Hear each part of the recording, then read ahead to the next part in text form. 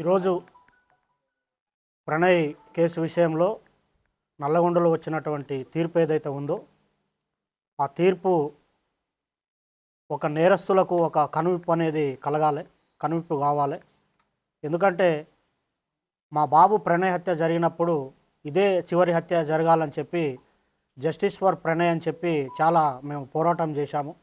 కానీ ఆ హత్య తర్వాత కూడా చాలా హత్యలు జరగటం అనేది జరిగింది. కుల దురహంకార హత్యలు చేసే వాళ్లకు, తర్వాత కన్న కూతుర్లను చంపుకునే వాళ్లకు, కన్న కొడుకులను చంపుకునే వాళ్లకు, అవతలి వ్యక్తులను చంపే వాళ్లకు కులం పేరుతోని ఈ యొక్క తీర్పు అనేది కనువిప్పు కావాలని నేను కోరుకుంటున్నాను.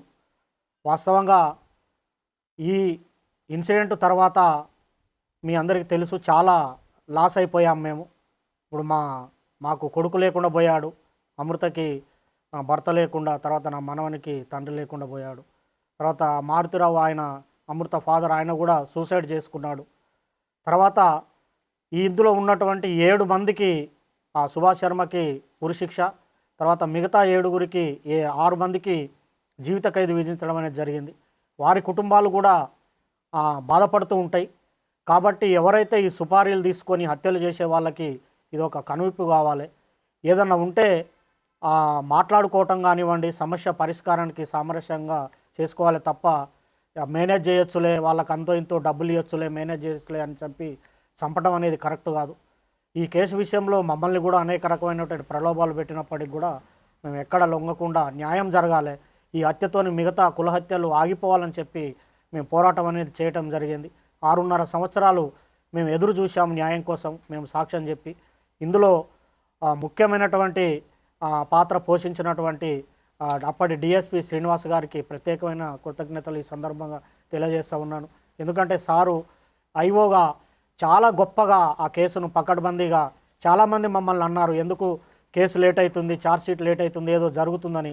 కానీ సార్ మీద మేము నమ్మకం పెట్టుకొని ఉండటం వల్ల లేట్ అయినప్పటికి కూడా ఒక పకడ్బందీ 200 పేజీల ఛార్జ్షీటు, దాదాపు 100 మంది సాక్షులను పెట్టి ఛార్జ్షీట్ వేసి గట్టిగా కేసును పకడ్బందీగా చేశారు. తర్వాత దానికి సహకరించినటువంటి ఎస్పీ రంగనాథ్ గారికి కూడా ఈ సందర్భంగా ప్రత్యేకమైన కృతజ్ఞతలు తెలియజేస్తూ ఉన్నాను. సార్ ఆధ్వర్యంలో మంచి టీము సుభాష్ శర్మను ఆ రోజు వెళ్ళి పట్టుకోవటము, తర్వాత నిందితులందరినీ పట్టుకోవటం విషయంలో కూడా సారు అనేకమైనటువంటి టెక్నిక్స్ ఉపయోగించి, టెక్నికల్ ఎవిడెన్స్ ఉపయోగించి తర్వాత ఈ సాక్ష్యాలను కూడా ప్రొడ్యూస్ చేయడం అనేది జరిగింది. అందులో ఇంకొకటి ముఖ్యమైన విషయం ఏంటంటే ఈ కేసుకు వాదించినటువంటి అడ్వకేటు దర్శనం నరసింహ గారు చాలా గొప్ప వ్యక్తి ఆయన. ఎందుకంటే ఆయనకు కూడా ఎలాంటి ప్రలోభాలకు లొంగకుండా ఒక న్యాయం అనేది జరగాలి, ఈ సొసైటీలో న్యాయం ఉండాలని చెప్పి ఆయన కూడా గట్టిగా ఎలాంటి ప్రలోభాలకు లోను కాకుండా ఆయన కూడా చివరి వరకు కూడా న్యాయం కోసం పోరాటం అనేది చేయటం జరిగింది. చివరికి ఈరోజు వచ్చినటువంటి తీర్పుతోని న్యాయం అనేది జరిగింది. వాస్తవంగా అందరూ మీకు సంతోషంగా ఉందంటారంటే సంతోషం కాదు, ఇది వాస్తవంగా ఏంటంటే నా బాధను ఎవరు తీర్చలేరు, నా కొడుకు లేని బాధ ఎవరు తీర్చలేరు. మేము ప్రతినిత్యం బాధపడుతూనే ఉన్నాం. ఎవరన్నా బయట బాబులు కనపడినప్పుడల్లా, మా బాని క్లాస్మేట్స్ కనిపించినప్పుడల్లా బాధ ఉంటుంది. కాబట్టి దయచేసి నేను చెప్పేది ఏంటంటే చంపుకోవటం అనేది కరెక్ట్ కాదు. ఇప్పుడు నా మనవడు ఉన్నాడు, మనవడిని కూడా నేను చూసుకోవాలి. మాకు ఎవరి మీద కోపాలు లేవు. మేము ఈ కేసు విషయంలో సాక్ష్యం చెప్పాము, మా బాధ్యత మేము నిర్వర్తించాం. కేవలం ఈ హత్యలు ఆగాలనే ఉద్దేశంతోనే చెప్పాము తప్ప వేరే మరొకటి కాదని ఈ సందర్భంగా నేను తెలియజేస్తున్నాను.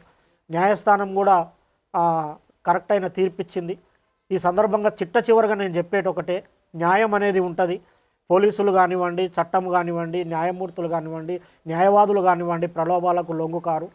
ఈ దేశంలో, ఈ రాష్ట్రంలో, ఈ సమాజంలో న్యాయం అనేది ఉందని మరొకసారి రుజువందని తెలియజేసుకుంటూ సెలవు తీసుకుంటున్నాను.